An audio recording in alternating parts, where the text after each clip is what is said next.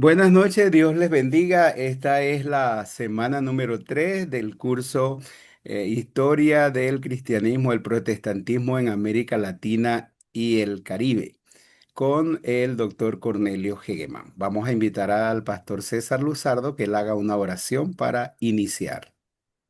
Ok, hermanos, oremos. Padre, en esta hora te alabamos, te damos gracias, te bendecimos, Señor, porque nos permites una vez más poder adorarte, glorificarte. Queremos pedirte, Señor, que tomes este tiempo, Señor, en control de tal manera que podamos tener buena electricidad, buen internet, que los estudiantes puedan ingresar a clases, Señor, y que podamos tener buen tiempo con el doctor Cornelio, con preguntas, interrogantes que puedan hacerse, Señor. Permite, Padre Santo, que pueda ser un buen tiempo de estudio y de clase en este momento. Te lo pedimos en el nombre de Jesús, dándote gracias, Señor. Amén. Amén. Bueno, doctor Cornelio, esta es su tiempo. Bienvenidos a todos y que tengamos un tiempo especial de gran provecho para nuestro aprendizaje de la historia. Muy bien. Gracias, hermano Bermúdez. Gracias, César, por la oración. Bueno, esta noche es muy especial porque vamos a tratar algunos temas que son mencionados en el libro, pero realmente en la próxima edición van a ser parte del apéndice porque son um, factores históricos tan importantes hay que realmente estudiar. Y son cuatro estudios que he hecho, uno sobre los moravos y después sobre Diego Thompson, educación y Biblia, y vamos a hablar de Melinda Rankins, una mujer que vino de los Estados Unidos a México, y terminamos con Benito Juárez, el presidente de México, que hizo o que fue usado por Dios en una manera muy especular, muy importante.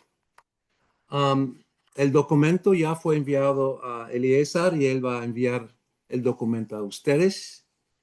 Um, ahora, al hablar de los moravos, hay que entender que ellos vienen de Checoslovaquia, son sigadores de Juan Hus en el siglo XV, y Juan Hus es uno de los mártires que fue matado por la Iglesia Católica Romana.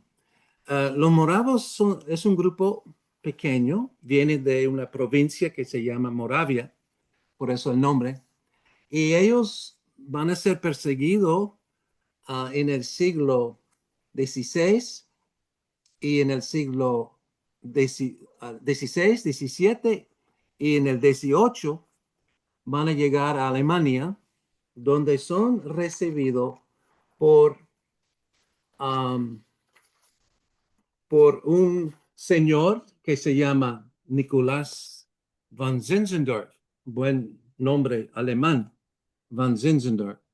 Um, pero la historia es sumamente importante para todos nosotros y voy a pedir que vamos a leer uh, lo que dice la visión misionera.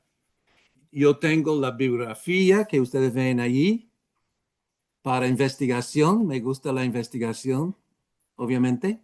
Um, y cronología de los moravos. Aquí más bien de Zinzendorf, que va a ser el líder de ellos. Y ahora vamos a leer la visión misionera. Voy a pedir al hermano Eliezer que él nombra a los que van a leer, por favor. Ok,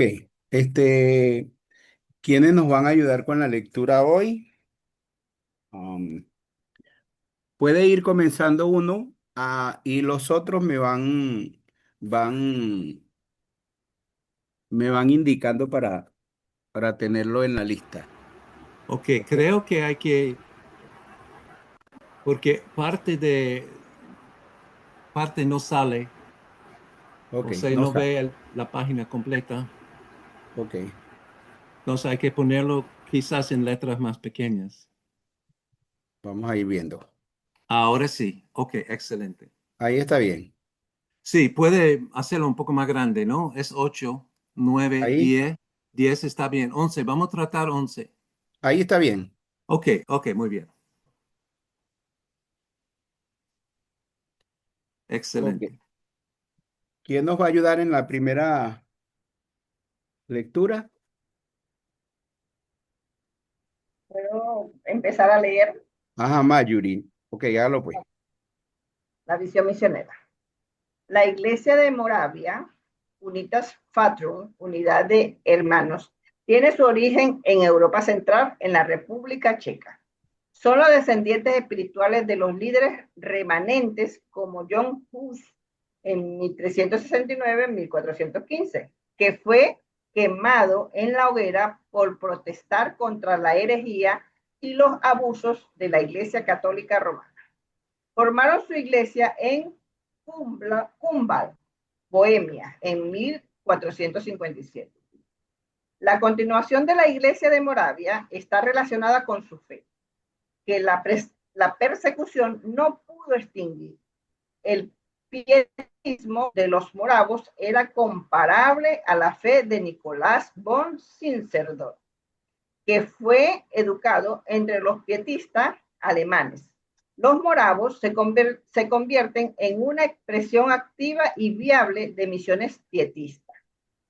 En 1722, la persecución de los cristianos en Europa hizo que las personas huyeran a Alemania. El conde Nicolás von Zinzendorf en 1700 y 1760 recibió la solicitud del carpintero Christian David de proporcionar un hogar para los cristianos que huían de Moravia. Ernu,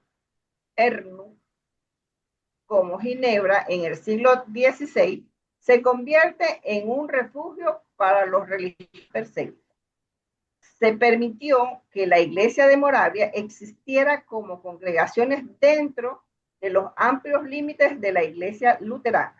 Von Zinzendorf era luterano. Sin embargo, las relaciones pacíficas y cooperativas se mantuvieron a pesar de algunas pruebas.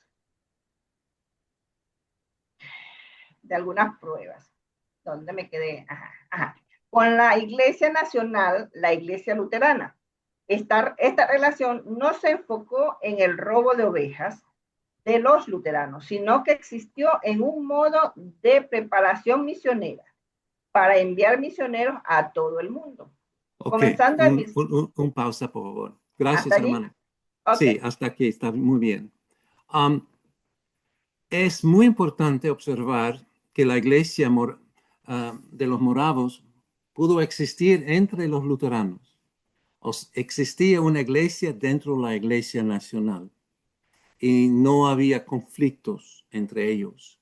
Los moravos tenían su liturgia, sus ministros, miembros, iglesias, y no son muchos, no son más de 10 iglesias, pero fueron protegidos por el conde Nicolás von Zinzendorf, que llega a ser líder también entre ellos. Entonces, el concepto de la iglesia dentro de la iglesia, eso va a ser importante más adelante en la formación de sociedades misioneras dentro de las iglesias nacionales y tradicionales, y los moravos van a servir como ejemplo. Muy bien. Um, ¿Podemos continuar? O otra persona puede continuar con desde esta parte que dice comenzando en 1727. Ok,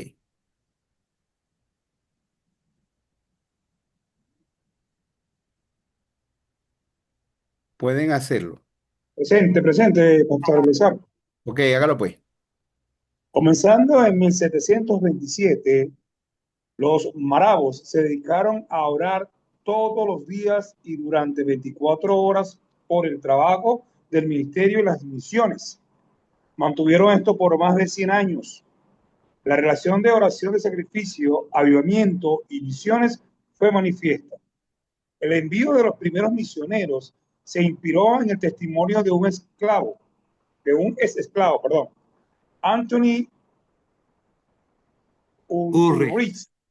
Ulrich, con quien Van Zinzendorf se reunió en 1731, mientras visitaba la corte real de Dinamarca. Anthony relató la falta de trabajo de la misión por parte de la Iglesia Reformada en San Tomás. Él contó la historia que los esclavos no podían asistir a los servicios de adoración de la Iglesia Reformadas. Cuando un esclavo fue sorprendido escuchando un sermón en la puerta de la iglesia, le cortaron la oreja. Este testimonio rompió el corazón del conde e invitó a Anthony a hablar con la congregación de Moravit en Hermouth. El testimonio de Anthony condujo a una respuesta inmediata. Los primeros misioneros fueron enviados a San Tomás en 1732. La iglesia envió al alfarero Johann Leon Dover y al carpintero David Nitzman. Ok, gracias, hermano. Aquí hay que mencionar que San Tomás es una isla muy pequeña al sur de Puerto Rico y los colonos de aquel entonces eran holandeses y la iglesia era la iglesia reformada que es de los holandeses. Van Zinzendorf era amigo del rey de Dinamarca. El rey se llama Cristián. Y él fue, o sea, los primeros moravos que van a San Tomás en 1732 van con los barcos de Dinamarca y llegaron, y el viaje es largo, ¿no? De Europa al Caribe, pero van a enviar misioneros. Ahora, los misioneros son cualquier líder o miembro escogido por la iglesia y toda la iglesia es considerado como agencia misionera. Y es una razón por el éxito de los moravos, que son muy, muy pocos de los moravos a nivel mundial. Ok, vamos a seguir con la lectura. Gracias, hermano. Ok, otro más va a comenzar desde la parte que dice los moravos se convirtieron en grandes escritores. Leo yo, pastor. Buenas noches. Ok. Los moravos se convirtieron en grandes escritores. Ah, Ajá, perdón. voy. Los moravos se convirtieron en grandes escritores de himnos. ¿No se escucha? Sí. Ajá, voy pues. Los moravos se convirtieron en grandes escritores de himnos. Sus himnos reflejaban el tema de la misión de seguir al Cordero de Dios y rescatar a las ovejas perdidas de todo el mundo. Los primeros misioneros, así como los subsiguientes, fueron enviados en medio del canto congregacional de himnos. Los moravos no solo enviaron a los pastores ordenados al campo de misión, sino que todos los miembros de la iglesia eran candidatos para misiones. Esto desató una corriente de inundación de misioneros. Para cuando von Zinzendorf falleció en 1760, se enviaron 226 misioneros. Esto representa más misioneros enviados entonces todo el protestantismo combinado desde la Reforma. Los misioneros fueron enviados con pocas provisiones. Se esperaba que trabajaran y pagaran su propio mantenimiento. Los primeros 2 misioneros trabajaron para los dueños de esclavos en San Tomás. Lo hicieron para estar cerca de la población esclava a la que evangelizaron. Los moravos no trasplantaron la iglesia de Moravia de Alemania a San Tomás, más bien evangelizaron hasta que hubo un converso que sería discípulo como miembro de la iglesia y también como líder potencial. Se hace hincapié en 2 misiones importantes aquí. Primero, los misioneros moravos trabajaron directamente con la gente. Ellos vivieron entre ellos. No se convirtieron en colonos, sino que permanecieron misioneros. En segundo lugar, plantaron la iglesia evangelizando, discipulando y practicando disciplinas pietistas y nutriendo a la iglesia nacional hasta que fue madura. Von Zinzendorf realizó visitas de seguimiento a los misioneros caribeños y norteamericanos, considerando que tales visitas fueron hechas por barcos mercantes. Este fue un compromiso increíble para el bienestar espiritual y físico de los misioneros. El trabajo misionero estaba directamente relacionado con el martirio. El envío de los misioneros bien podría significar no verlos de nuevo en este lado de la tumba. De los primeros 29 misioneros enviados, 22 murieron de muertes no naturales.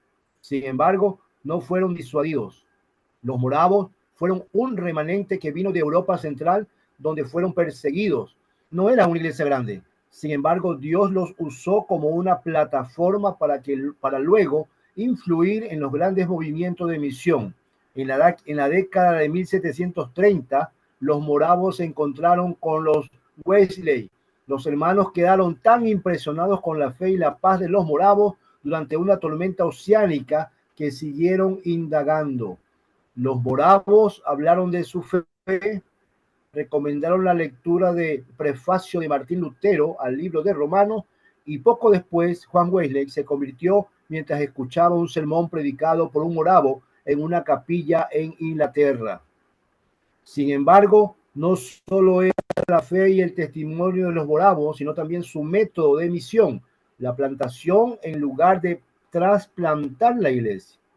El trabajo directo con las naciones en lugar de a través de los colonos, el énfasis pietista en la disciplina espiritual, la fe y el martirio, fueron todas cualidades que influyeron en William Carey y la formación de la Sociedad Misionera Bautista y su trabajo en la India en 1792, así como la Sociedad Misionera de Glasgow, de los presbiterianos que viajaron a Jamaica en 1880, la formación de las sociedades bíblicas ahora independientes del control denominacional que surgió a fines del siglo XVIII y a principios del siglo XIX, así como la formación de misiones de fe, como la de las misiones interiores de China de Huso Taylor.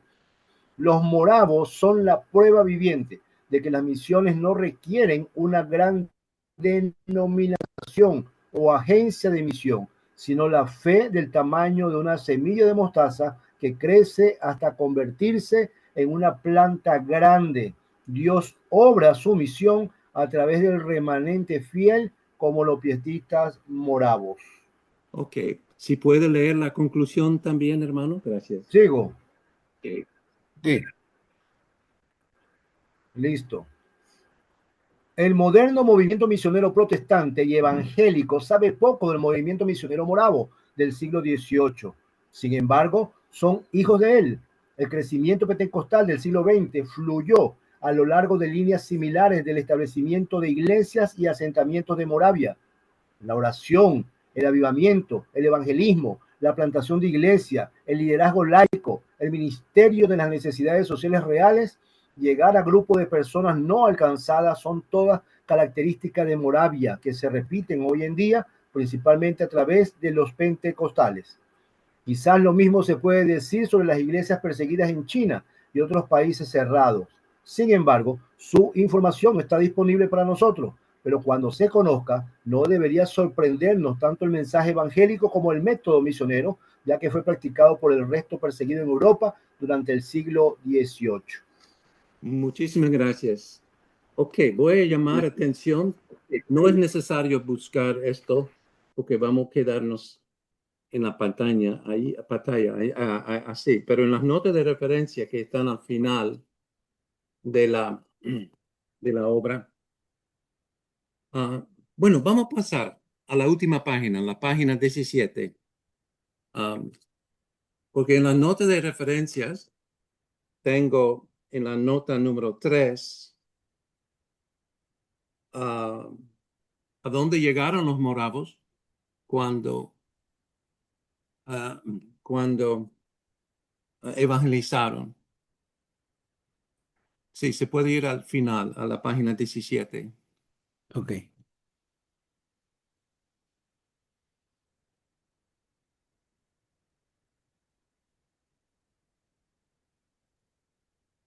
Ok, ya. o que puede ir a la página anterior. Ok, por ahí está, muy bien. Entonces, los moravos están en Europa, obviamente, en 1727. En 1732 van a San Tomás y también llegan de San Tomás a otras islas en el Caribe, San Kitts, San Juan o Saint John, Tortola, Grenada, Antigua, Saint Kitts, Trinidad, Tobago, Barbados, um, donde habían esclavos. Ellos fueron a estas etnias, los afrocaribeños, que no tenían misión, o sea, los colonos no estaban alcanzando a ellos. Entonces ellos hicieron este trabajo. Más tarde, por ejemplo, la misión Sociedad Misionera de Escocia, yo tengo en mi documento 1880, debe ser 1800, pero ellos van a llegar a los esclavos en Jamaica y va a ser una obra muy grande. Pero en los moravos van a llegar a, bueno, lo tengo en inglés, Greenland, que es al norte de Canadá, 1733. ¿O dónde van los barcos? Van a llegar a Surinam, 1735, América del Norte, 1735, África del Sur. O sea, donde van los barcos de los daneses, ellos van a llegar. Van a llegar a Nueva York, trabajan con los indios o los indígenas, 1740, Pensilvania, que es un estado, 1741, y bueno, Britania, ellos también van a formar su iglesia en Britania, y fueron prohibidos por el gobierno de Inglaterra de establecer iglesias, entonces sus congregaciones son llamados capillas.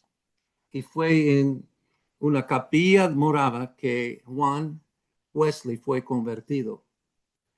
Um, Llegan a Jamaica en 1754, Guyana 835, Nicaragua 849. O sea, este pequeño grupo de un par de iglesias llegan a alcanzar a muchas naciones, principalmente trabajando con los afrocaribeños y en los Estados Unidos con los indígenas. Llegan a sí, llegan a trabajar en África del Sur también. El alcance es tremendo. Ahora, para resumir, la estrategia que ellos utilizaron se llama los primeros frutos. Entonces, ellos predicaron el evangelio a los grupos no alcanzados por otras iglesias y predicaron hasta que había fruto espiritual, o sea, conversión. Y los que fueron convertidos llegaron a ser miembros, y entre los miembros ellos formaron el liderazgo. Muy sencillo, ellos tienen ancianos, diáconos, evangelistas y tiene pastores también. Pero ellos trabajan directamente con el pueblo marginado que no fue atendido por la iglesia colonial, de los holandeses y a veces los ingleses. Pues su enfoque fue muy particular. Es como si ustedes trabajan en Caracas con inmigrantes de Brasil, vamos a decir. O sea, inmigrantes de otra parte del mundo y no son atendidos por la Iglesia Nacional. Pues la estrategia de los primeros frutos va a ser utilizado también por las sociedades misioneras que se forman en Holanda y también en Inglaterra y Escocia. Otra estrategia es no trasplantar la iglesia de Europa al Nuevo Mundo, sino comenzar con los primeros frutos, con los nacionales directamente. Es muy importante este punto. Plantar la iglesia predicando el evangelio y no trasplantar la iglesia de otro lugar al nuevo mundo. Y para finalizar, no estaban asustados cuando fueron perseguidos y perdieron su vida, no tanto por ser matados por otros, sino por razones como enfermedades tropicales y a veces todo el grupo, menos uno o dos, fueron o murieron, pero continuaron porque tenía una visión bien clara que deben alcanzar a los ovejas perdidas. Eso es el simbolismo favorito de Van Zinzendorf. Ellos hablan mucho del Jesús como buen pastor, de las ovejas perdidas, sí. Y su himnología también uh, presenta este simbolismo en gran manera. Ok, algunas preguntas sobre los moravos.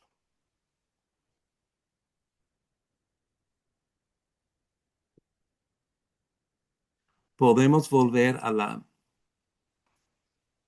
página. Sí. Ok, pueden hacer preguntas sobre los moravos. Freiberg. Buenas noches, profesor. Buenas Muy noches, buenas pastor. noches. Muy Bueno, buenas quería noches. hacer una pregunta sobre los moravos. Si ellos tienen, creo que por ahí lo leí, pero me gustaría que lo confirmaran. Si por ahí los moravos tienen alguna relación con el pietismo y Sí, cómo esta corriente pudo impactar al movimiento morado y cómo ellos también pudieron, por así decirlo, ser como que la llama que encendió el evangelicalismo, pues. Entonces me ujú. gustaría saber qué relación hay entre los moravos y el pietismo. Ok, Básicamente esa es mi pregunta. muy bien. Excelente pregunta y observación, porque el pietismo, bueno, um, viene de la palabra griego, pietos, fe. Entonces son los cristianos que presentan su fe como el factor principal de su religión. Um, el justo por la fe vivirás. Entonces, en Europa también se hablan de la sola, de las cinco solas, y es uno de las sola fe, sola fide.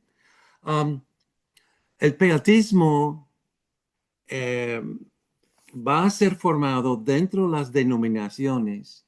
En Europa, mm, los primeros protestantes que fueron formados en el siglo XVI y XVII um, llegaron a ser iglesias nacionales. Entonces hay una mezcla de política y religión. Y eso va a hacer daño a la iglesia. Um, Va a hacer daño a la fe de los miembros y de los líderes de la iglesia. El enfoque va a ser más del mundo que de la Biblia y la vida espiritual. Entonces los pietistas son personas que enfatizan mucho el papel de la fe en la vida cristiana. Um, Son diferentes a los puritanos. Los puritanos van a quedarse dentro de la Iglesia Nacional, como en Inglaterra y Holanda, y no van a separarse de la Iglesia Nacional. También hay otro movimiento que son los peregrinos. En inglés dicen pilgrims. Los peregrinos sí van a formar sus iglesias especialmente en el Nuevo Mundo, no tanto en Europa, sino en el Nuevo Mundo. Ahora, el pietismo, con la énfasis en la fe, um, es parte también del movimiento pentecostal. Um, Quizá hay extremos, y siempre hay extremos, ¿no? Pero hay que admirar um, la fe de los pentecostales. A pesar de todo, van a seguir para adelante. Y ellos establecen iglesias donde quiera. Um, donde hay una dispensor de Coca-Cola, um, hay un pentecostal. O sea, se han extendido por todo el mundo. Um, no sé si eso ayuda, hermano. Ok. ¿Alguien tiene otra pregunta? Buenas noches, Buenas noches. bendiciones hermano Cornelio, es hermano Balal, Hermano saludos Balal, a ¿cómo está, todos, hermano? bendiciones a todos. Amén. Bien, con referente a los moravos, ellos es una fracción, por decirlo así, de la denominación católica o son una agencia o es una entidad paralela en cuanto a las misiones. ¿Qué denominación ellos presentan, los moravos? Ok. Um, normalmente no son católicos. Los católicos en Europa um, deben salir de la iglesia porque son perseguidos si son hombres y mujeres de fe. El pietismo es un movimiento interdenominacional. No hay una denominación llamado pietista. Yo tengo un escrito que está en minsespanol.com sobre el pietismo en América Latina. Y sería interesante leer esta obra. Lo hemos convertido en un curso, pero se puede leer simplemente para conocer a los hermanos y hermanas que han surgido en muchas partes del mundo, dentro de las iglesias, y ellos van a formar a la mayoría de las primeras sociedades bíblicas, sociedades misioneras, sociedades de, de la distribución de la Biblia. El pietismo es muy activo, pero nunca ha sido formalmente establecido como una iglesia o una denominación. Es como decir evangélico. Los evangélicos son los que dan énfasis al Evangelio de Cristo Jesús, de arrepentirnos de nuestros pecados y creer en Cristo como único Señor y Salvador de nuestra vida. Um, en Venezuela hay muchas iglesias evangélicas que tienen este énfasis. No es una sola. Um, son muchas iglesias que son evangélicas. Así los pietistas en Europa um, van a ser conocidos más después del movimiento que antes o durante el movimiento, porque ellos no van a proclamar a su fe, son humildes, practican su fe y lo hacen para la gloria de Dios y no para reconocimiento humano o reconocimiento religioso. El pietismo es así. Muchas gracias, hermano Cornelio. A usted, Balan. Dios le bendiga. Ok. Creo que puede continuar, doctor Cornelio. Muy bien. Ahora, por fin llegamos a un bautista.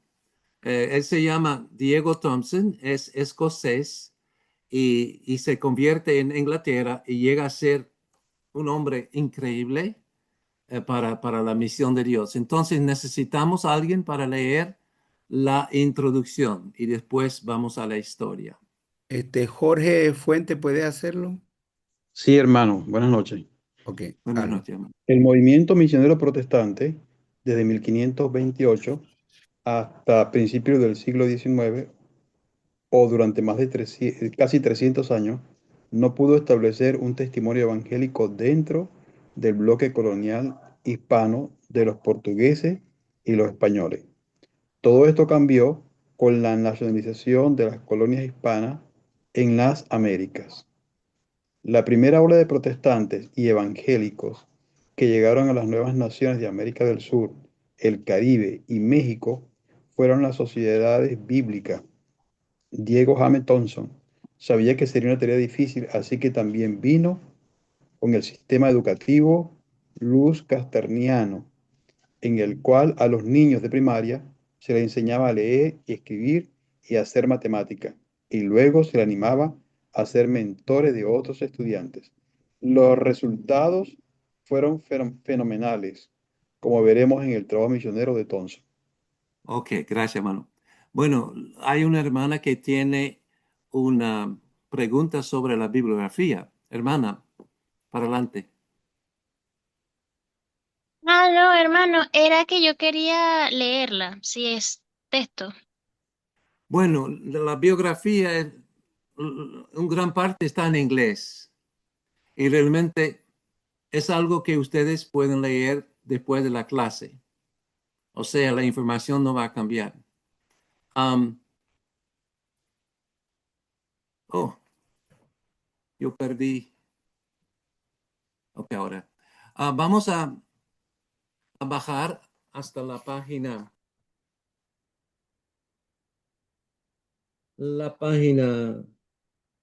um, bueno, vamos a la cronología en la página 7, dice cronología 1788 a 1854. Yo mismo voy a leer Ujú. um, y hacer algunas anotaciones. Muy bien. Nació en Creetown, Kirkcudbright, Escocia. Fue a Argentina. Bueno, él nació como en un hogar presbiteriano. Muchos de los escoceses evangélicos son presbiterianos. Y su hogar era un hogar cristiano. Su papá era maestro. Pero él fue a Inglaterra y en Inglaterra se convirtió durante un tiempo de avivamiento evangélico. Entonces llegó a ser bautista. Y, y él va a ser enviado por la sociedad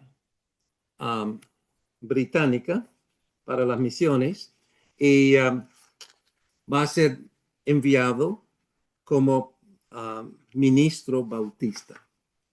Y él llega a Argentina en 1818 y llegó a un movimiento bautista muy pequeño y va a fortalecer la iglesia y también establecer una escuela lancastiana. Ahora, la educación lancastiana es muy importante. Es un sistema muy semejante a la educación casera que se practica globalmente hoy en día, donde los padres enseñan a sus hijos o, en el caso del sistema lancastiano, los mejores estudiantes van a ayudar a los estudiantes más débiles. Pero van a establecer escuelas donde quieran. Y él estableció más de 100 colegios en Argentina con más de 5,000 estudiantes. Ahora, ¿cómo es posible que Argentina estaba tan abierto para establecer 100 colegios cristianos y con tantos estudiantes? Es que estamos en la época de cambio, que las colonias se convierten en naciones. Y cuando las naciones rechazan el poder de la Iglesia Católica Romana, o sea, no aceptan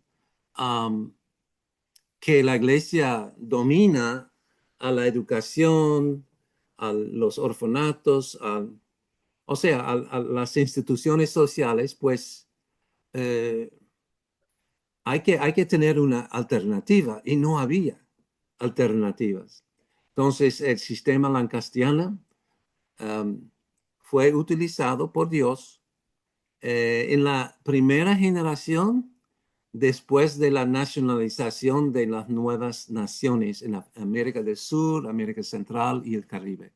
Y es un fenómeno increíble. Entonces, él llegó a ser director de escuelas y nombrado ciudadano honorífico de las Provincias Unidas del Río de Plata. También fue a Uruguay y estableció escuelas. En 1821 fue a Chile y fue otorgado en 1822 la ciudadanía chilena. Ahora,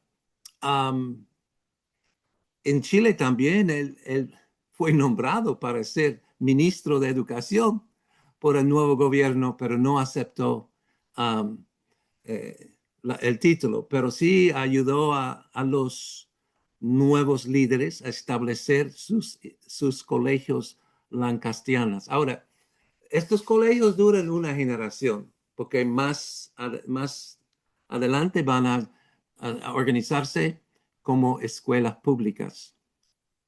En 1822 llega a Perú y queda como 3 años. Y va a establecer la primera escuela normal.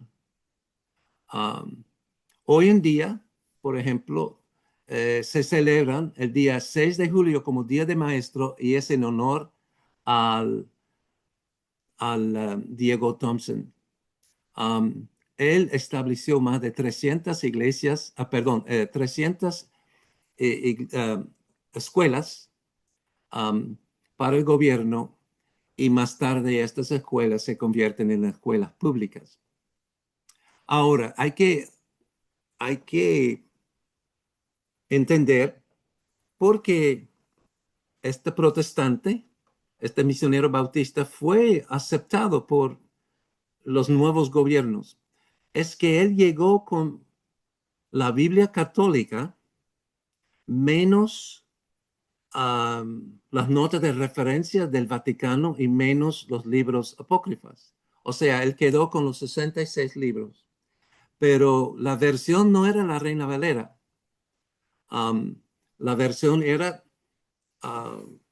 los manuscritos que la Iglesia Católica Romana había usado. Entonces, la Biblia de la Iglesia Católica Romana, esta estrategia ayudó a Thompson a ser recibido por sacerdotes liberales y personas interesadas en la lectura de la Biblia. Hay que entender que la lectura fue prohibida en la Iglesia Católica Romana, la lectura de la Biblia, por los laicos. Pero los laicos tenían interés en conocer lo que era la Biblia y reciben ahora la oportunidad de leer la palabra de Dios. Él fue en contra de la estrategia de la misión británica, misionera, porque ellos solamente apoyaron la Reina Valera. Pero más tarde hicieron una decisión para aceptar la estrategia de Diego Thompson. Fue muy sabio de usar esta estrategia porque los que comenzaron a leer la Biblia, pues cuando tuvieron la oportunidad de recibir a la Reina Valera, pudieron comparar estos manuscritos o estas versiones de la Biblia y llegar a sus propias decisiones. Entonces, en Perú también él va a animar a los cristianos para traducir la Biblia, pero hay que entender que los misioneros protestantes no habían llegado todavía. Entonces, él debe trabajar con la Iglesia Católica Romana, por lo menos con laicos y líderes, bueno, son llamados liberales, que no eran tan católicos para rechazar a Diego Thompson como misionero bautista. La traducción de la Biblia va a ser en lenguas de las etnias, como de Quechua. Él hizo una traducción perdió sus manuscritos y los manuscritos aparecieron en Inglaterra más tarde y fueron publicados.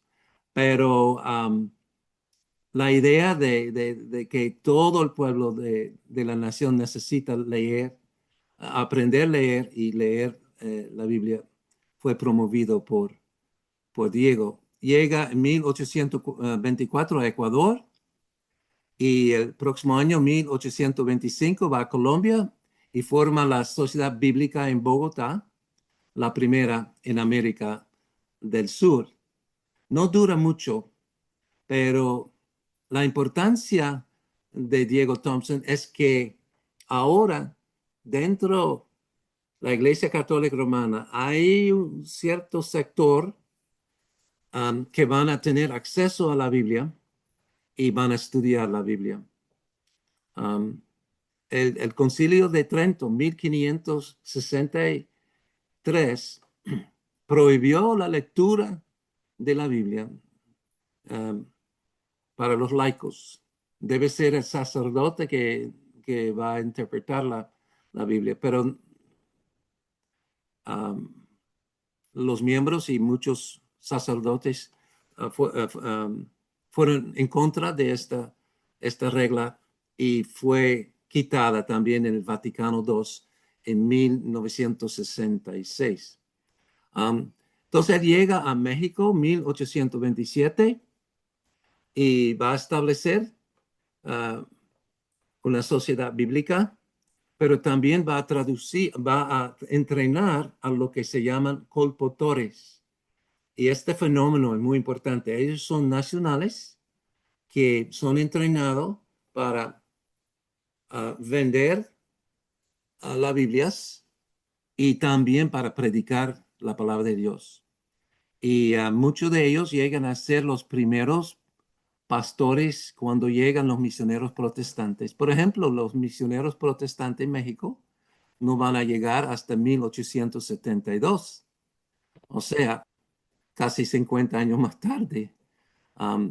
Así en Colombia, Diego llega a 1825 y los primeros misioneros llegan como 30 años más tarde, y fue 1856. Pues cuando llegaron los primeros misioneros denominacionales, pues ya la Biblia estaba distribuida entre un sector de la sociedad y mayormente son personas anticatólicas. Son personas que van a resistir la dominación de los católicos. Ok, va a visitar muchas islas en el Caribe, comenzando en 1831, Trinidad, Dominica, Martinica, Santa Lucía, Barbados, Antigua, Granada, y en 1835 forma la Sociedad Bíblica en Haití y no solamente trae Biblias en francés, pero también comienza la traducción de la Biblia al creol haitiano, que es lengua del pueblo. Yo tengo más información sobre eso porque trabajé con los haitianos, inmigrantes haitianos en la República Dominicana por muchos años. Llegó a Cuba y hace una visita a los esclavos africanos en Cuba en 1837. No quedó, pero cuando se lee la historia de Cuba, no simplemente de la iglesia, pero de la política, hay notación de la visita de Diego Thompson. Llegó a los Estados Unidos y también a Canadá. Es increíble el alcance de este hermano. En 1838 llega a Canadá para trabajar con la Sociedad Misionera Canadiense Francesa para traducir la Biblia a varias lenguas de etnias Chippewa y Cree. Ok. Um, va a regresar a México en 1842 y visitar América Central 1842. Um, regresa a España en 1845 y um, su esposa falleció en Madrid 1848. Entonces, él va a trabajar con la Sociedad Española de Evangelización hasta 49 y regresa a Londres para morir en 1854. Um, es increíble que él llegó con la Biblia y con un sistema de educación um, para para América del Sur primero, después el Caribe, México y América Central, hasta que llegó a, a Canadá para trabajar con el pueblo indio. Ok, no voy a leer lo que fue escrito en la página 8, sino voy a llegar a la conclusión que dice en la página 9.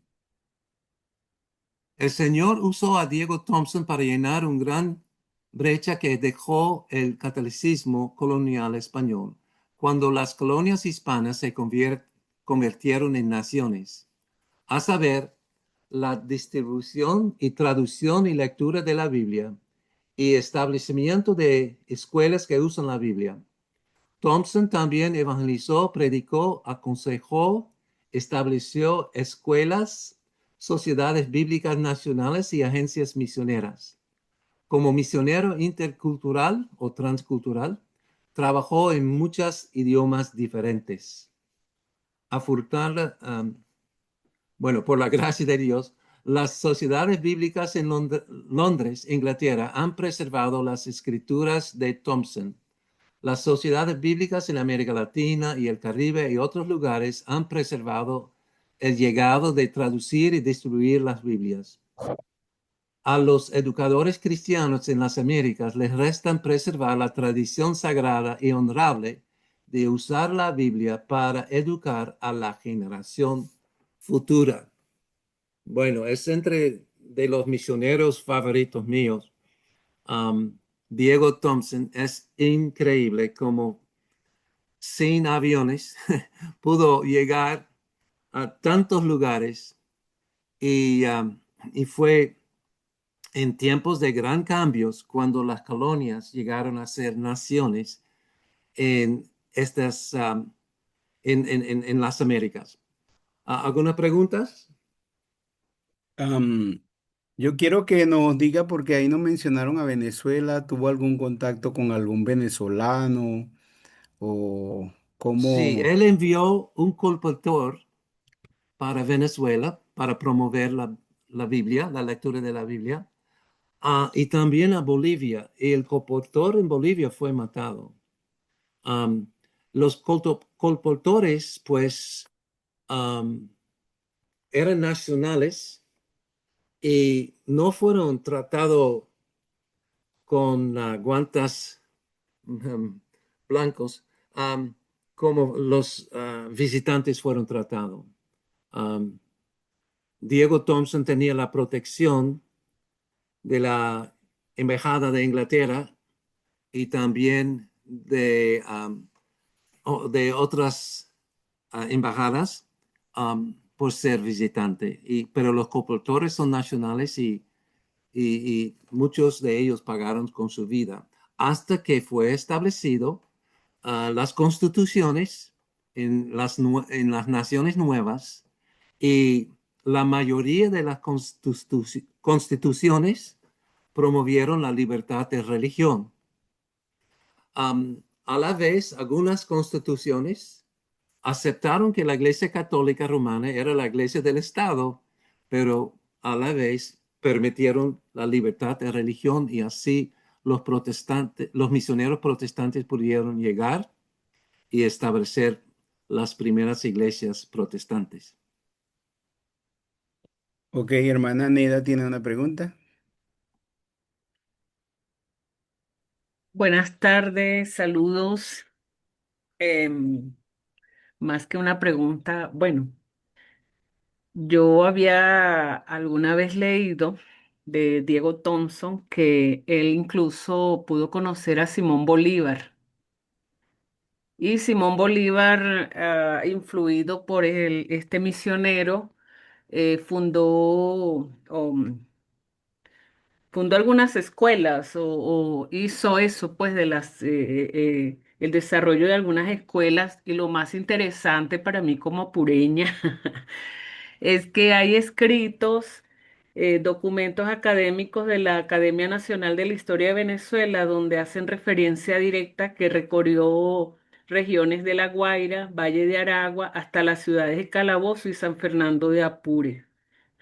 Y este también navegó por las cuencas del Orinoco, o sea que sí conoció, y es impresionante, como dice el doctor Cornelius, de cómo este misionero recorrió grandes extensiones, incluyendo los llanos, que por lo general los llanos eran regiones que las dejaban en el olvido, porque siempre los misioneros se iban era a las regiones como es Caracas, Maracay, Valencia o sus ciudades, los pueblos de estas ciudades centrales, y pocos llegaban a nuestras regiones llaneras. Gracias. Excelente, hermana. Voy a pedir a ustedes que me hacen el favor de enviarme esta información y así yo puedo añadir eso a lo que tengo estudiado hasta ahora, ¿no? Am, con mucho gusto voy a incluir estos datos. Mi impresión, y puede ser que estoy equivocado, que él habló con Bolívar, pero fuera de Venezuela. Pero es la única cosa que recuerdo. Pero lo que usted menciona, am, quiero investigar también y así am, completar con más precisión la obra de Thompson. Ahora, otra persona pregunta si, Hermana ah, Luisa, puede ser. si la Biblia Thompson está relacionada con Diego Thompson. No creo. Yo creo que ellos nombraron Biblia Thompson es una Biblia de estudio en honor al Diego Thompson, pero no fue él quien lo desarrolló. Aunque es una Biblia muy buena, um, es recomendable, pero um, fue, fue desarrollado después de la muerte de Diego Thompson, según mi conocimiento. Ok, hermana Luisa y después Jorge pueden participar. Buenas noches. Bueno, qué interesante este recorrido, pero sí, efectivamente está registrado históricamente el encuentro de Lancaster y Thompson en una cita en 1810, justamente en el corazón de Londres, en el Piccadilly, una Mm, cita que hizo Francisco de Miranda, por nuestra libertad, por supuesto, y allí estaban nuestros grandes hombres como Simón Bolívar, don Andrés Bello y Simón Rodríguez. De ok, hecho, a don Andrés Bello se le invitó a hacer una revisión de algunos pasajes de la versión Reina y Valera. Y bueno, quien estuvo un poquito contrario al planteamiento que estos dos grandes hombres de Dios hicieron fue don Simón Rodríguez, porque ya conocemos, ¿no? La influencia que había filosófica de todos ellos. Pero sí tuvieron ese encuentro en Londres en ok. 1810, está registrado, y sí, con Bolívar se vinieron, como ya vemos el recorrido, la cronología que ha presentado el doctor, y es muy interesante añadir esta información porque está certificada y registrada históricamente. Gracias. Muy bien. Por favor, hermana, escríbame a mi email esta información y con mucho gusto voy a añadir este punto, porque sí, es importante. Jorge, Jorge Fuente Sí, también quiere preguntar algo. sí, bueno, más que una pregunta, pastor, reafirmar y confirmar eso que dice el doctor Cornelio, ¿no? Sobre este hermano Thompson. La verdad que es impresionante el esfuerzo misionero, evangelístico, y la preocupación en el corazón de este hermano por la gente, por alcanzar a la gente. La verdad que es un testimonio realmente poderoso para nosotros y también un orgullo, ¿no? Con el permiso de los hermanos que no son bautistas. este, Realmente es un orgullo tener a este hermano como bautista y nos impulsa, nos motiva y nos desafía también a que miremos un poquito más allá de la cerca de nuestra casa. Entonces, bueno, gloria a Dios por eso. Gracias, hermano. Hermana Angélica, ¿puede participar? Buenas noches. Una pregunta, una duda que me surgió en el relato que el doctor Cornelius estaba diciendo, mencionó, o eso entendí, que ya existía la Biblia Reina Valera y que luego, con la enseñanza de la lectura bíblica, se pudieron hacer las comparaciones en cuanto a la versión Reina Valera y a la Biblia Católica Romana. Entonces, en ese caso, ¿pudo haber existido algún rechazo a la Biblia Católica Romana, ya conociendo y comparando las versiones? Bueno, Thompson tomó la decisión de usar la Biblia católica porque para ser recibido por los católicos, porque casi no había iglesias protestantes entre las colonias hispanas. En varios casos, él llegó como 50 años antes de los primeros misioneros protestantes. Entonces, estratégicamente fue muy bueno. Y es igual, o sea, los manuscritos que usaron la Iglesia Católica Romana hoy en día son utilizados por la nueva versión internacional y creo, sí, y las Biblias de las Américas. Solo la Reina Valera o solo el texto receptos, que es la familia bizantina de los manuscritos, es utilizado por la Reina Valera. Las diferencias no son tantas. Hoy en día, la sociedad bíblica en América Latina, los mismos editores y traductores están trabajando con las varias versiones, sea nuevas versiones de la Reina Valera, sea la nueva versión internacional o la Biblia de las Américas. No es tanto conflictivo. La diferencia está en el uso de manuscritos originales y las colecciones que existen. Y la Reina Valera tiene, o sea, los manuscritos van a incluir algunos versículos que no son mencionados en la iglesia, en la Biblia católica, como Marcos 16, 9 adelante y cosas así. Yo mismo uso más el texto receptos, o sea, la Reina Valera, por mi propia tradición holandesa, reformada, más que todo.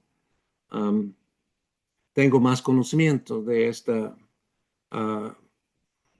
versión, pero mi recomendación para los estudiantes es que tengan representación de ambas tradiciones y que hacen comparación y llegar a su propia conclusión y comparar eso con los grandes teólogos que tenemos y traductores, editores y traducciones realmente. Sí, aquí anciano docente dice texto crítico y texto mayetario. Sí, eso es términos correctos para definir la colección de manuscritos que usan las, los traductores de la Biblia. Bueno, hermanos, vamos a tomar un receso de 5 Ahí, minutos. ahí está uno más que quiere preguntar algo, Aarón Salcedo. Está Si bien. es Ok, corto, puede hacerlo y hacemos el receso. ok, muy bien. Ok, gracias, mi hermano. Buenas noches. A la Buenas verdad que es un noches. tema muy interesante y muy profundo porque estamos indagando la historia casi del continente americano, pero solamente estoy tratando de ver que por qué, con lo que dijo el pastor Eleazar, por qué el hermano Tonso nos visitó a Venezuela, específicamente porque si mal no me acuerdo, mi hermano, creo que puede responderse para el otro segmento cuando descanse el hermano. Creo que era la Gran Colombia para ese entonces. Entonces se conformaban los dos Mm, países. Específicamente no era Venezuela, sino la Gran Colombia. Y el hermano Tonso sí conoció a Bolívar, pero no aquí, sino creo que fue en el Perú. Gracias, mi hermano. Era solamente, creo que para aclarar ese punto. Bueno, sí, y vamos a tener las informaciones adicionales de la hermana Luisa Rivas y de la otra hermana, que van a compartir esa información, ya que hemos tratado. O sea, vamos a tener 5 minutos de receso para el doctor Cornelio y yo voy a estar aquí por alguna otra pregunta que ustedes tienen en relación al curso y a las cosas. Tenemos problemas en algunos lugares. Ah, no me están viendo la cara porque a mí se me fue la luz también y hay muchas partes en que se fue la luz y gracias a Dios tengo un aparato aquí un UPS que me permite mantener el internet, pero ya mi computadora está perdiendo la carga. Puse a César Luzardo como anfitrión por cualquier cosa y voy a usar el teléfono cuando termine de la carga de la computadora. Pero si ustedes tienen alguna pregunta, sobre el curso o alguna cosa, pueden hacerlo.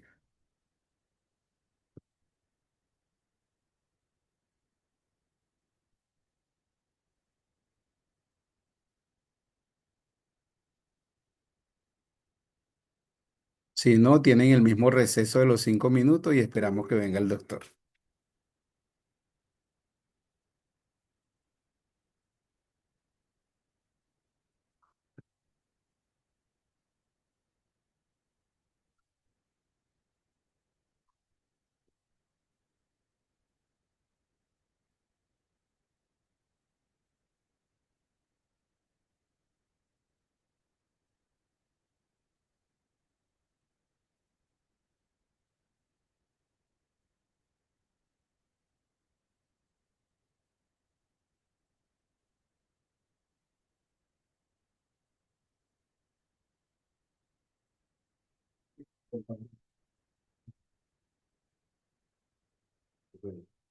Yo sé, pero ¿qué hace? No, no, ¿qué hace? No se me descarga el teléfono. Es que necesitaba para la cocina. ¿Y el otro? Es que los dos son...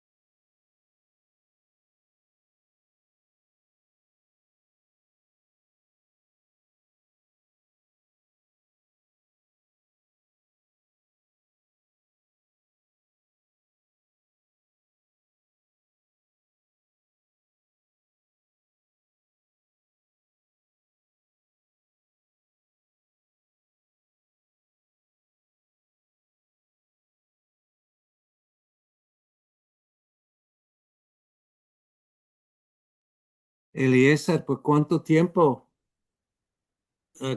sirve su convertor? Ah, no, Abre el micrófono, Eleazar. sí. Dura 4 horas. Ok, qué bueno. Cuando vivíamos en República Dominicana, había muchos apagones y teníamos algo semejante, baterías, y duró como 6 horas. Ok. Listo, puede continuar. Ok, no sé si hay más preguntas sobre los primeros dos. Si no hay, yo voy a seguir con Melinda Rankin. Ahí está el pastor Miguel, quiere preguntar. Ok, muy bien. Miguel Belisario. Miguel, para adelante. Un abrazo, doctor Cornelio. Gracias, hermano. Bendiciones. Soy un lector de sus libros. Bueno, más que una pregunta es ver el trabajo inspirador de Diego Thompson, la forma que él utilizó para educar a los niños sudamericanos, Ujú, usando el método lancasteriano, capacitando a receptores para que ellos a su vez capacitaran a otros. Es bastante ujú, inspirador. También viendo lo que hizo el apóstol Pablo, lo que Pablo le dijo a Timoteo aquí en segunda de Timoteo 2:2, que lo que Timoteo había oído de él en presencia de muchas personas se lo encomendara a otros creyentes dignos de confianza, capacitados que a su vez capacitaran a otros. Bueno, esa es traducción Miguel Belisario. ujú. Pero, pero eso también lo vemos en el principio de discipulación, Ujú, un ministerio muy bonito que tenemos aquí en Venezuela. Y además de Thompson Bautista, bueno, también eh, el fundador del Ministerio de Discipulación también es bautista. Y sin resentimiento, pues, para los hermanos que nos están escuchando, ¿no? Pero eh, es muy bonito el principio de enseñar a, a receptores y que ellos, o a monitores, y que ellos multipliquen esa enseñanza. Era ujú. la forma de poder avanzar en la misión. Sí, Y es una gran estrategia, de verdad. sí, muy buen dicho, hermano.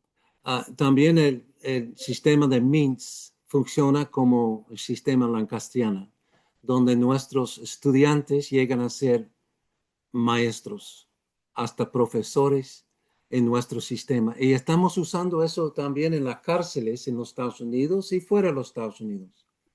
Sí, Entonces, el discipulado funciona muy bien sí, en así es. todas partes, en todas partes. Sí, bueno, Entonces, de hecho, doctor, yo tengo un núcleo, aquí en la iglesia tenemos un núcleo de MINS, acá en la iglesia. Y bueno, ya yo estoy capacitando un grupo de hermanos en Achaguas. qué bueno, excelente, hermano. No, y lo lindo es, y el hermano Eliezer lo ha desarrollado en una manera excelente, que el discipulado es la responsabilidad de cada creyente. Hemos aprendido eso de las escrituras, pero también en el movimiento morado, donde los líderes y los laicos o miembros de la iglesia están al mismo nivel. Todos están estudiando, todos son misioneros, todos son evangelizadores. O sea, no es una clase especial de misioneros que hace la obra, sino la iglesia es una iglesia misionera. Y, y creo que Eliezer y su iglesia han captado esta visión muy bien a nivel local en Barquisimeto y por todo Venezuela y en otras partes del mundo. Aquí en los Estados Unidos, yo tengo grupos que hablan español en las cárceles y prisiones Y los primeros 5 libros que ellos estudian son los libros de discipulación. Y creo que algunos de los estudiantes conocen mejor la historia de Eliezer y su familia que el mío. Entonces, eso es la discipulación y el alcance que tiene este sistema. Y creo que es muy bíblico, Mateo 28, 16 a 20. Además de la predicación, que también es súper importante porque todos los discípulos también necesitan la predicación de la palabra de Dios. Y así, por la predicación, el cuerpo de Cristo se forman como cuerpo y funcionan. Pero la enseñanza es la responsabilidad de los padres y de los líderes en la iglesia, de los miembros. Y así tenemos el caso aquí de Melinda Rankin, una mujer misionera de Dios en México. La biografía de Melinda Rankin es publicada en inglés y español y está en el internet, ustedes pueden leer. Es una historia de heroísmo basado en la gracia de Dios, ejercida con una fe bíblica y resulta en la distribución de Biblias, la evangelización y discipulado de hombres y mujeres y niños también, al entrenamiento de líderes para formar entre las iglesias, las primeras iglesias protestantes en México. Dios usó una mujer soltera y misionera para arrancar el presbiterianismo en México. Lo raro de Melinda es si usted va a la página de web de las iglesias bautistas en Monterrey, ellos van a asociarse también con ella. Y tiene razón, porque Rankin trabajó con los presbiterianos y los bautistas. Y en este sentido fue interdenominacional el alcance de ella. Ok, vamos a la parte que dice la historia de Melinda Franklin y vamos a leer en la página 10. La historia. Ok. ¿Podemos tener alguien para leer la primera parte, la introducción? Ok, ¿alguien para leer puede hacerlo, Ruth?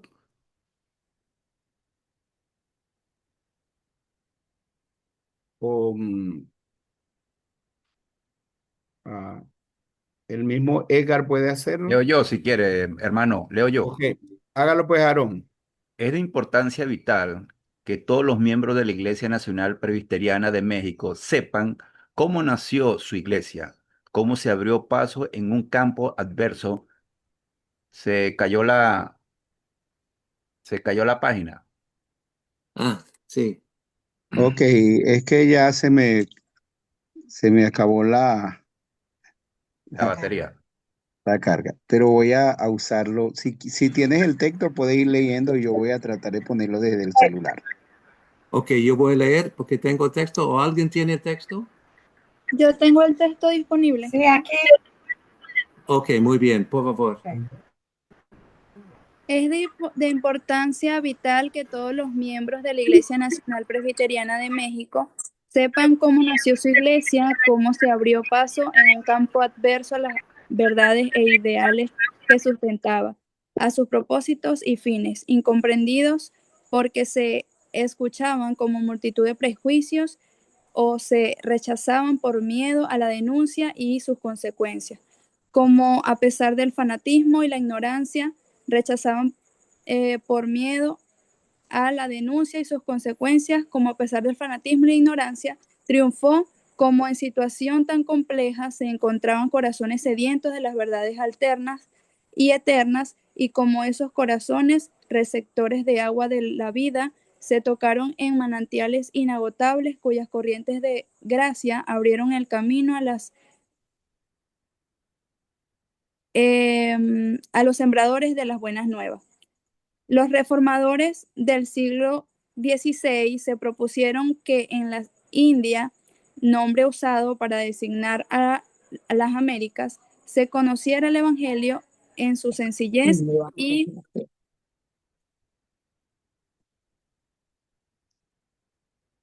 y prístina pureza. Para ello enviaron mensajeros a célula real de Felipe II, rey de España, enviada al arzobispo de México y firmada el 20 de julio de 1574. Ordena el rey se castigue ejemplarmente a toda persona que se opusiera a la fe católica, porque tenía noticias de que iban a llegar o habían llegado predicadores luteranos para predicar sus errores.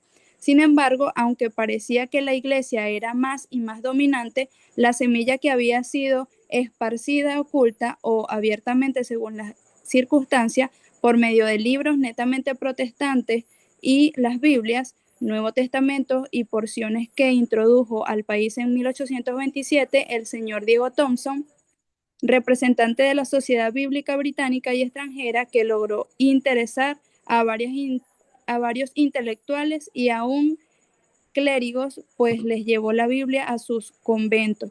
Poco después, el norte de México se inició una intensa propaganda de las escrituras. ¿Por qué no le apagan el... ¿Continúa? Sí, puede continuar, hermana. Sí. La preparación. 3 personas fueron los protagonistas del prólogo o periodo de preparación, verdaderos pioneros en el desarrollo del Evangelio en México. Como parte del ejército norteamericano de ocupación en el año 1847, llegaron a México 2 individuos de impulsos misioneros. Uno de ellos, el señor Norris, figuró como agente de la Agencia Bíblica Americana, y el otro, el doctor Julio Mallet Prevost, fue médico militar adscrito al cuerpo médico del ejército. El primero se dedicó a la santa tarea de distribuir cuantas Biblias podía por los barrios de la Ciudad de México, y el segundo, una vez terminada la guerra en 1848, estableciese en la ciudad de Zacatecas para continuar con el ejército de su profesión de médico. Ostentando al mismo tiempo el cargo de cónsul de su país, el doctor Prevost permanecía en Zacatecas hasta el año 1869, haciendo a la vez su labor de evangelización personal con resultados visibles y halagadores, pues fue el mismo doctor Prevost quien en 1872, ya de regreso a los Estados Unidos, logró persuadir a la Iglesia Presbiteriana del Norte a que enviara a los primeros misioneros a México. La tercera persona fue la insigne señorita Melinda Rankin, oriunda del estado de New Hampshire, miembro de la iglesia congregacional, y quien, como resultado de una decisión personal de dedicar su vida al trabajo misionero, estableció en 1852 una pequeña escuela para niños de origen mexicano en la ciudad de Brownsville, Texas, 5 años después, en 1857, y aprovechando el ambiente liberal creado por la Constitución juarista, esta extraordinaria mujer se trasladó con su escuelita al lado del sur del río Bravo, estableciéndose en la ciudad fronteriza de Matamoros. Ella utilizó esta ciudad como base de operaciones, pues la señorita Rankin no solo dirigió las escuelas antes mencionadas, sino también se dedicó a distribuir numerosas Biblias por toda esa región norteña, cubriendo las distancias a lomo,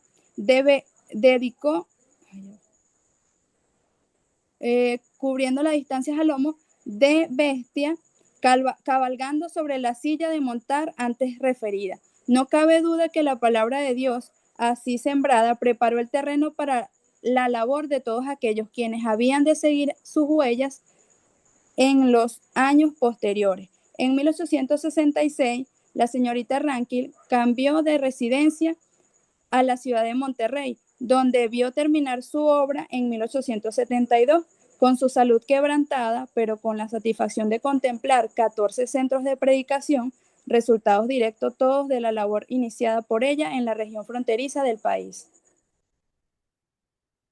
Su trabajo.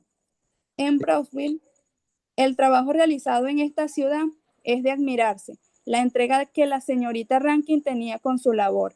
Mi señor, yo estaba segura, aceptaba esta consagración que desde mi corazón yo había hecho, y en adelante me consideré comprometida a desempeñar el trabajo que él me asignara. Antes de que Melinda Rankins saliera rumbo a México, hubo algo que la motivó y fue la situación en que se encontraban los mexicanos. Por medio de los soldados que regresaban a Estados Unidos de Norteamérica, se entera que la situación tan difícil en el que se encontraba el pueblo mexicano.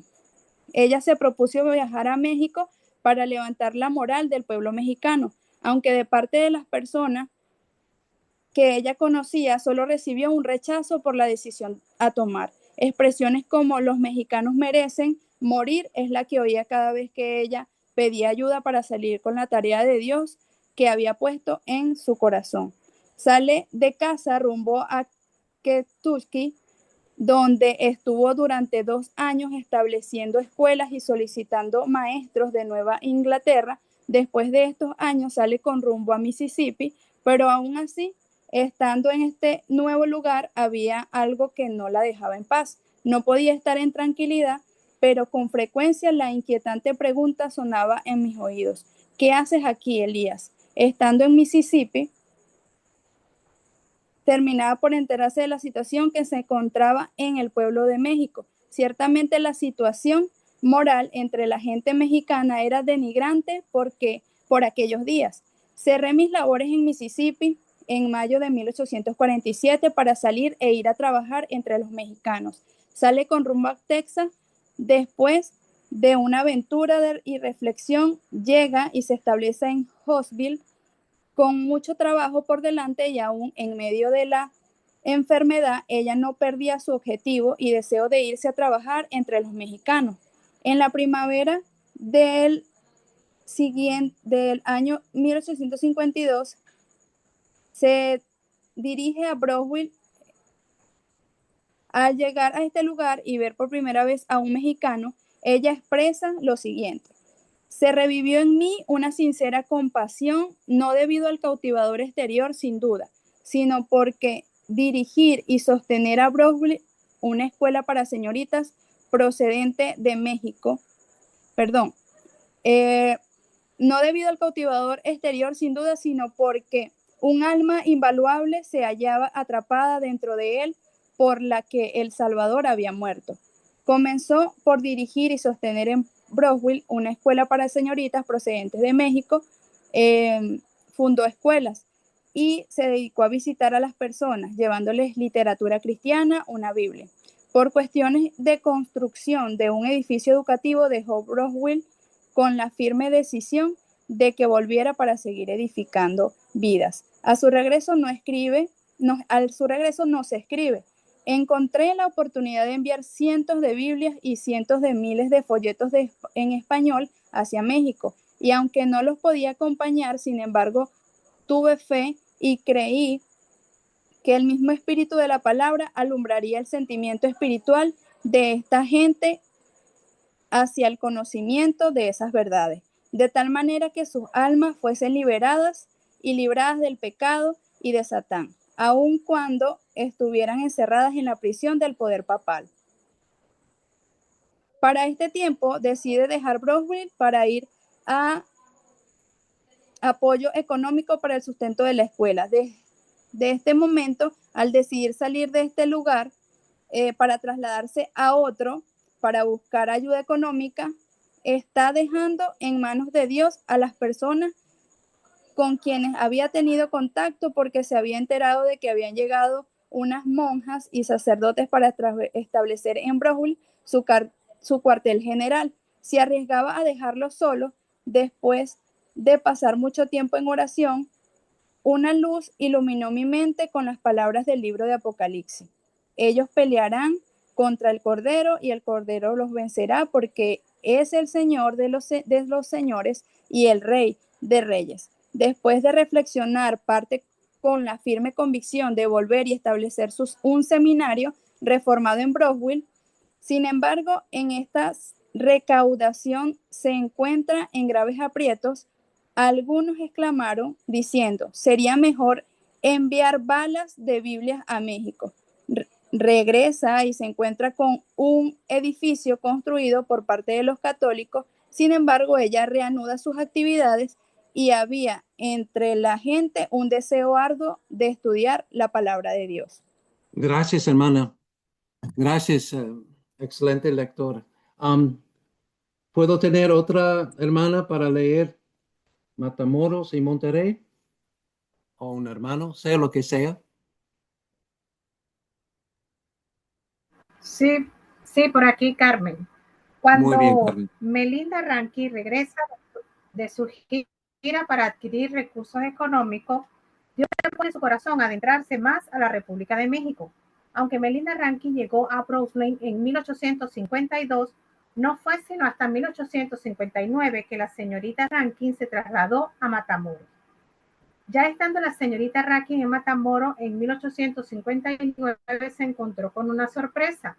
Había ya en la citada ciudad un grupo de 30 personas provistos de Nuevo Testamento, lo que con toda regularidad se reunía para estudiar y meditar sobre las Escrituras. En su afán de cumplir mejor la misión que se le había impuesto, cambió su escuela primero a Matamoros y después a Monterrey. La escuela demandaba la mayor parte de su tiempo y la difusión de las Escrituras no podía hacerse como quería. Solicitó a uno de los directores de la Unión Cristiana Americana Extranjera los servicios de un colportor y no se encontró un hombre que hablara español y pudiera hacer ese trabajo. No se desanimó, oraba para que Dios proveyera lo que ella deseaba y al fin cambió su solicitud en el sentido de que si la Unión le proporcionaba una maestra competente para su escuela con su respectivo sostén, ella estaba lista a hacer el trabajo de colportor. Se accedió favorablemente a su solicitud y en enero de 1856 comenzó su nuevo trabajo sin desligarse completamente de la escuela que tanto le había costado y amaba. Acerca de esta experiencia, ella escribió: reforzada por una maestra muy competente, fue grandemente fortalecida y tanto la escuela como la distribución de Biblias recibieron un nuevo impulso. Uno de los apoyos grandes que recibió el de una persona de nacionalidad alemana dedicada a vender retratos. Él llevaba Biblias y de esa manera las Biblias entraban a varias partes de México hasta que fue asesinado. Por fin Monterrey, después de tantas guerras e invasión, logra llegar a Monterrey.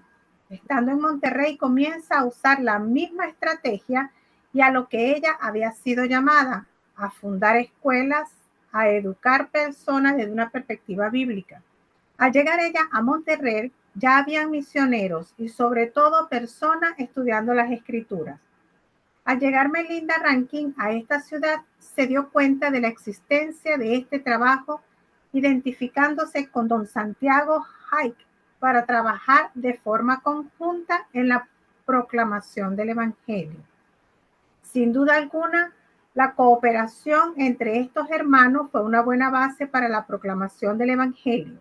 Sin embargo, a pesar de esa cooperación, obtuvo también de parte opositora, es decir, de parte de la Iglesia Católica Romana, un obstáculo, ya que los sacerdotes romanos hallaban modo de desalojarla de las casas donde vivía, porque se enteraban que ella estaba enseñando la Biblia.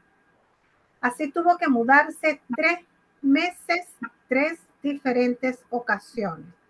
Sin lugar a duda, los inicios de la iglesia presbiteriana fueron marcadas por la persecución y los sufrimientos, quienes con furia querían la extinción de los creyentes. La señorita Rankin vino a Monterrey en 1865 por 3 meses. En agosto de 1865 salió con destino a Nueva York con el plan de reunir $15,000 para comprar un edificio para usarlo como escuela en ese lugar. En el camino aquí a Matamoros cayó prisionera del general Contines, En octubre llegó a Nueva York. Se dedicó a colectar el dinero personalmente, tanto en esa ciudad como en Boston. Para mayo de 1866 ya había asegurado la cantidad que necesitaba y partió de regreso a Monterrey. Llegando a Monterrey, rentó una casa y abrió una escuela.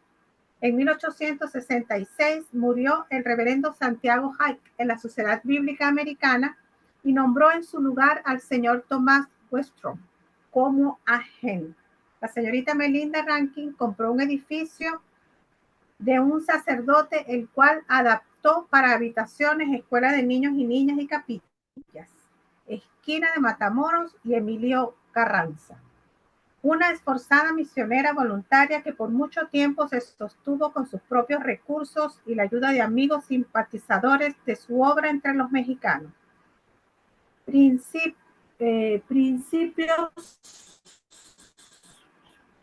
Comenzó pues su labor en Brooklyn, Texas, estableciendo una escuela diaria para niños mexicanos en 1852 que trasladó a la ciudad de Matamoros, Tamaulipas.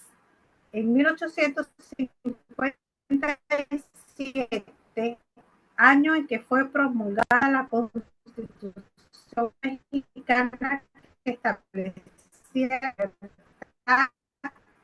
y conciencia y la sostuvo hasta mexicana y en la República. La señorita Rankin fue designada para dirigir la primera agencia de Monterrey como agente de la Sociedad Bíblica Americana.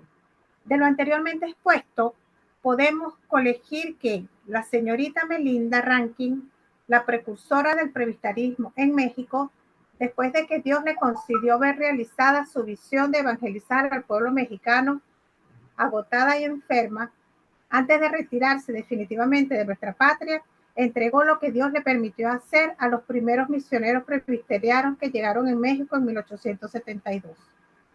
Viajó por muchos lugares del norte del país, levantando grupos de creyentes hasta conseguir el establecimiento formal de 14 centros de evangelización, mismos que entregó a la misión al retirarse del país por causa de la enfermedad en 1872. Su interesante libro titulado 20 años en México. 20 años en México fue traducido por el Joel Martínez y la Casa El Faro lo ha publicado.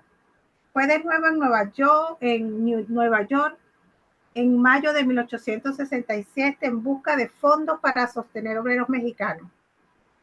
Al volver, garantizó un grupo de obreros que hacía un trabajo evangelístico en una radio de 100 kilómetros de Monterrey.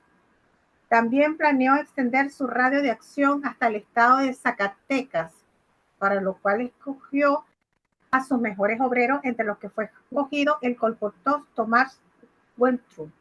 Ellos, al llegar a Villa de Cous, se detuvieron por algunas semanas predicando con éxito. Allí recibió el señor Westrom como 40 personas por bautismo de aspersión. Los convertidos comenzaron a publicar la antorcha evangélica. 2 años después, principalmente por ellos mismos, la señorita Rankin envió 2 obreros a Montemorelos a 7 personas en octubre de 1874 y dijo: no hay otra iglesia que crezca en número tan aprisa como la de los Montemorelos. 2 colportores fueron a la ciudad de Durango y los curas pusieron a la gente contra ellos, de modo que peligraban sus vidas. Pidieron protección y las autoridades le dieron guardias de soldados. En 1869, el reverendo Henry Reed, después de una conversación con la señorita Rankin, fue enviado a la Ciudad de México por la American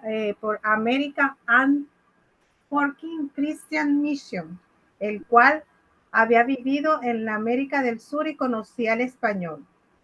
Antes de esto, el reverendo Wright dirigía una iglesia de habla española en Nueva York. Por entonces se hizo popular la costumbre de organizar sociedades de lectores de la Biblia. Se organizó una en Oaxaca y otra en el Saltillo. A los 3 años o 4 de llegar a Monterrey, la señorita Rankin recibió una carta firmada por 20 personas que pidieron un ministro.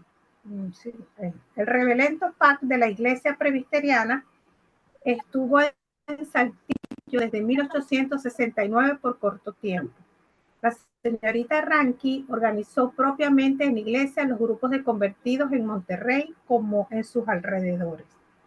El reverendo Hike administraba el bautismo por inmersión de acuerdo con los que... se me perdió. Administraba el bautismo por medio de inmersión de acuerdo con los Plymouth Brethren, de cuya sociedad eran miembros. Me perdí. El señor Thomas. Ajá. El señor Thomas Wentrum bautizaba por inmersión y por aspersión. En 1869, teniendo que ir de Nueva York para recoger fondos, encargó al señor Westrom que escribiera una confesión de fe. Se pusieron de acuerdo en cuanto al bautismo, rociamiento, inmersión y derramamiento. Cuando llegó a Nueva York, recibió una carta del señor Westrom comunicándole haber cambiado de opinión. Fue el bautismo por inmersión y la comunión cerrada.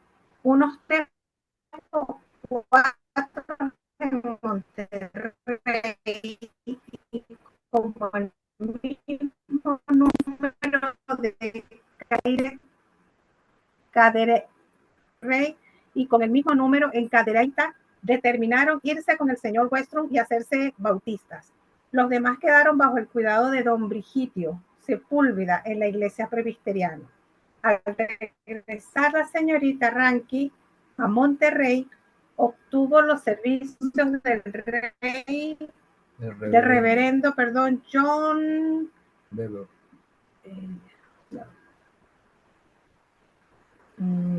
Que había trabajado en América del Sur. Él organizó inmediatamente la iglesia de Monterrey en San Francisco y en el Mezquital. La de Cadereyta ya la habría organizado el reverendo Park. El reverendo fue a Nueva York y renunció al colportor, que fue ordenado ministro, quien fue comisionado por la Baptist Home Mission para venir a Monterrey en agosto de 1870. Entonces se inició una lucha de proselitismo. Se ordenó al reverendo Brígido para que pudiera oficiar.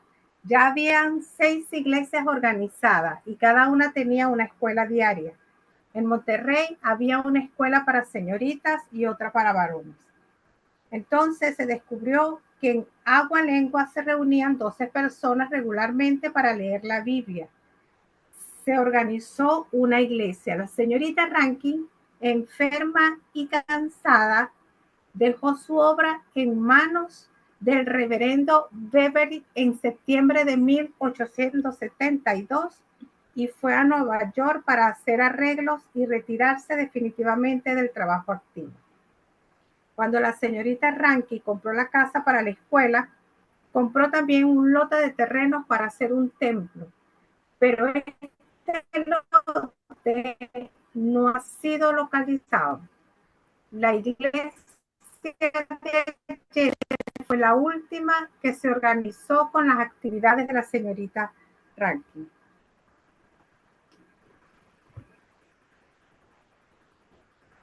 La señorita Melinda Rankin, quien en 1852 había comenzado obra misionera entre los mexicanos en Brownsville, Texas, sorprendió valientemente esta labor en Matamoros, al lado opuesto de Río Bravo, de amigo de los Estados Unidos de Norteamérica, que ella empleó para entrenar y enviar a colportores mexicanos. En 1866 se estableció en Monterrey, donde fundó una escuela que posteriormente fue tomada bajo el cuidado de la Junta y se transformó en la importante escuela para niñas y señoritas de Saltillo.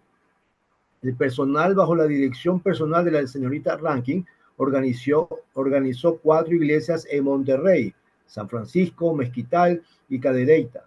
La iglesia de Mezquital fue organizada el 29 de julio de 1870 por el reverendo Juan Beverly, que había trabajado por algunos años en América del Sur. La iglesia de Cadereyta había sido organizada por el reverendo Andrés Lepar y el reverendo Brígido Sepúlveda. Fue ordenado el 23 de mayo de 1871 en Mezquital. Estos 3 ministros organizaron el presbiterio de Nueva León el 20 de julio de 1872, como se hacía constar en un libro de bastante interés histórico para nuestra iglesia, puesto que en sus descoloridas y manchadas páginas se hace constar la organización de lo que se supone fue el primer presbiterio organizado en la República. No se sabe cuánto duró este presbiterio, no se sabe más de sus actividades, pero es evidencia de trabajo inicial en la iglesia presbiteriana. Y hay que tomar una decisión. A este año se encontraban más misioneros a lo largo y ancho de la República Mexicana, llevando las buenas nuevas de salvación a México, que tanta necesidad espiritual tenía, y de la exclamación de los cristianos era: tomaremos México para Cristo. Ese era el lema. En vista de estos hechos, mi corazón se sintió aliviado de su carga. Retirarse de la misión no solo significaba dejarla abandonada a su suerte, sino que tenían que hacerse los preparativos correspondientes, y en septiembre de 1872 sale de Monterrey rumbo a las entrevistas con la Unión Cristiana Foránea Americana, quienes querían persuadirla a que continuara al frente de la misión. Sin embargo, le dieron la oportunidad de traspasar la misión a la agencia que ella quisiera. Ella decide, por sus raíces congregacionales, ir a Boston y traspasarle la obra en Monterrey.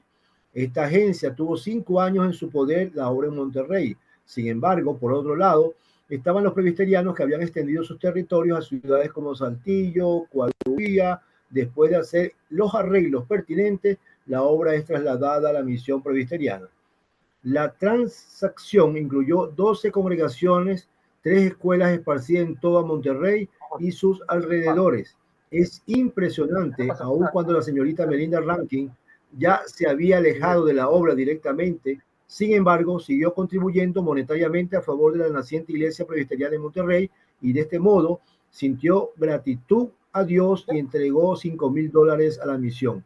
Finalmente, Melinda fue llamada a la presencia de Dios el día 6 de diciembre de 1888 a la edad de 77 años, siendo depositados sus restos en Bloomington.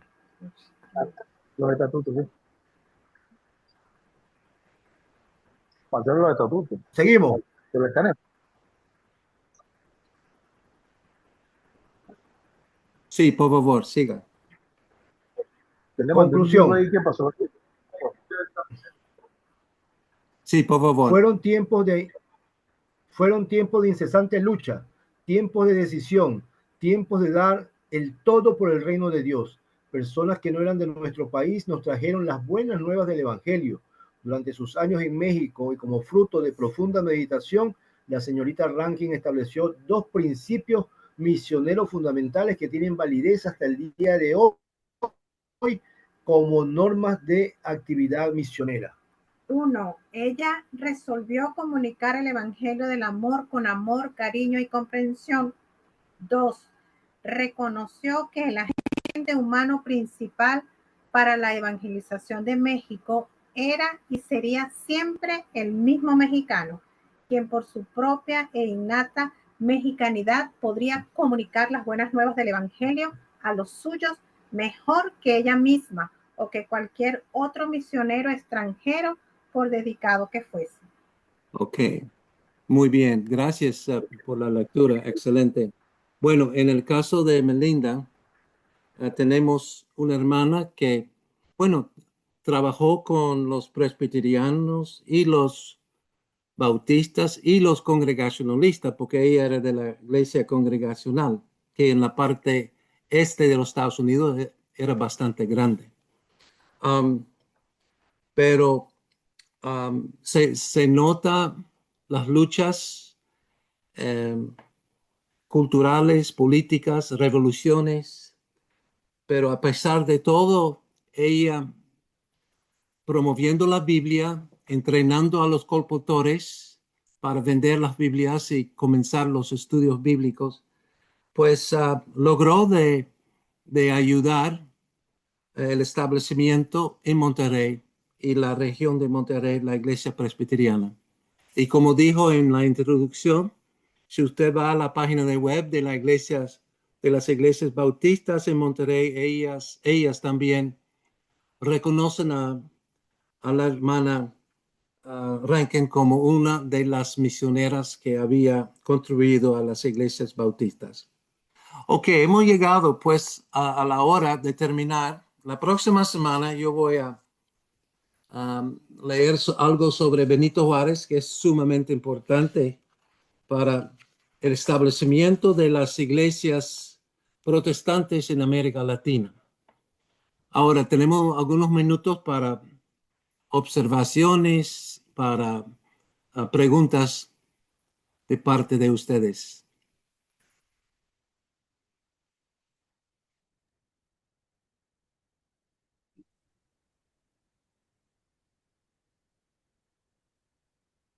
Ok, aprovechen a hacer algunas preguntas si quieren.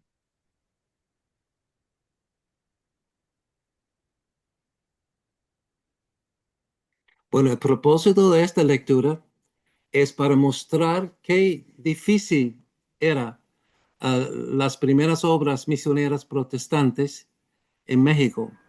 Y esta experiencia Me llama la atención. Esta experiencia fue visto en casi todas las naciones en América Latina. Sí, hermana.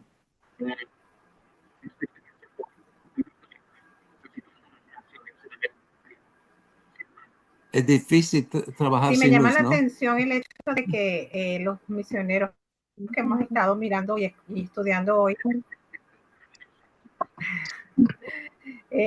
tiene que ver con la importancia de la instrucción, de la formación desde la escuela y esto último que decía la señorita Rankis, personas en su local, en su ciudad, en su país, son los que pueden desarrollar mejor la labor. Entonces me llama la atención porque eso de una u otra manera hoy en día también a nosotros nos invita a eso, la importancia de la instrucción, de poder formar y de dejar gente preparada, pudiéramos decir. Entonces tiene que ver mucho con el elemento del discipulado. Sí, exactamente. Sí, y se nota que la educación, de nuevo, el discipulado debe ser extendida desde la iglesia local, porque la iglesia local realmente es la agencia misionera principal para las misiones. Y la señorita fue enviada de su iglesia local en Massachusetts. No fue tanto por las denominaciones o agencias misioneras, sino tomando la responsabilidad, respondiendo con compasión a las necesidades espirituales de la gente. Y ella sirve en esta manera como ejemplo para todos nosotros. Muy bien. Bueno, hemos practicado la historia, leyendo documentos, ¿verdad? Haciendo estudios en las biografías que tenemos de nuestros héroes de fe del pasado y también haciendo reconocimiento de que ustedes mismos están involucrados en un gran movimiento de discipulado en Venezuela. El alcance de discipulación ha llegado hasta mi ministerio también con los hispanos aquí en los Estados Unidos.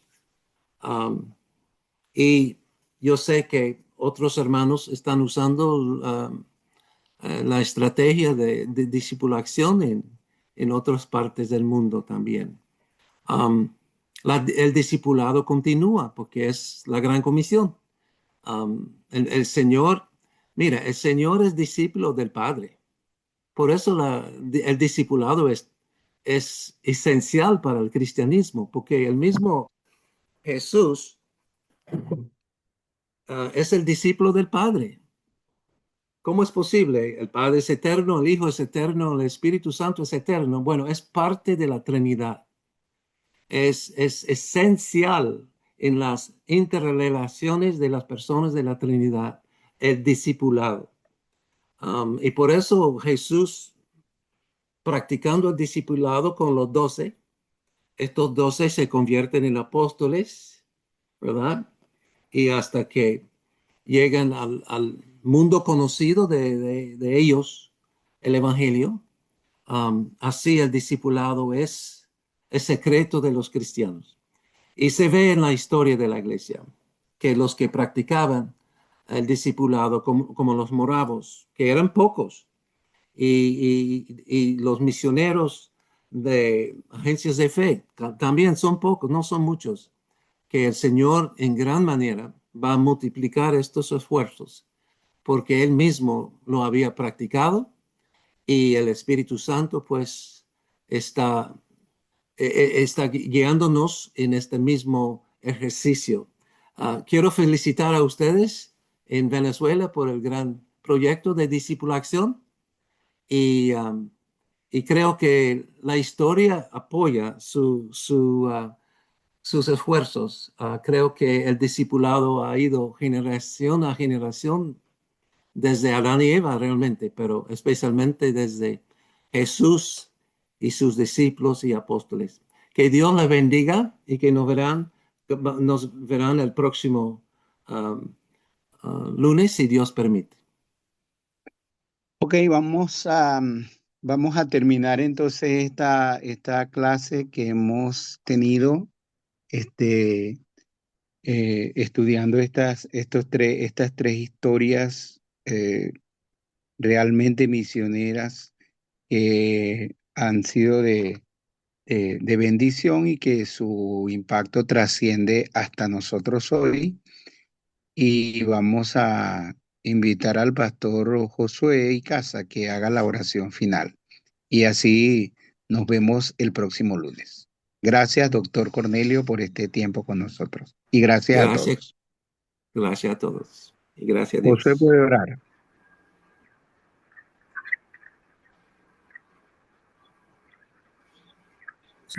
Señor, gracias por esta experiencia de poder leer estas historias de hombres y mujeres que, vidas en su tiempo, recorrieron tantos sitios llevando tu palabra.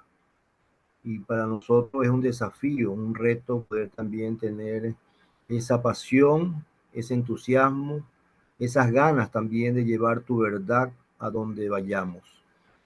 Así como ellos fueron esos representantes tuyos desde sus iglesias, desde sus organizaciones, de igual manera permítenos a nosotros también ser esos representantes tuyos en estos tiempos para seguir discipulando, enseñando y mostrando tu amor. Por su dedicación y gracias por todo este trabajo investigativo que ilustra nuestra mente y corazón para encender siempre o mantener encendida esa llama por las misiones y por la tarea encomendada. Te bendecimos y te damos muchas gracias por cada Jesús. Amén. Amén. Gracias, Amén. hermano. Que Dios los Gracias bendiga. a todos. Cualquier cosa por WhatsApp nos comunicamos. ¿Ok? Amén. Dios los bendiga. Dios le bendiga.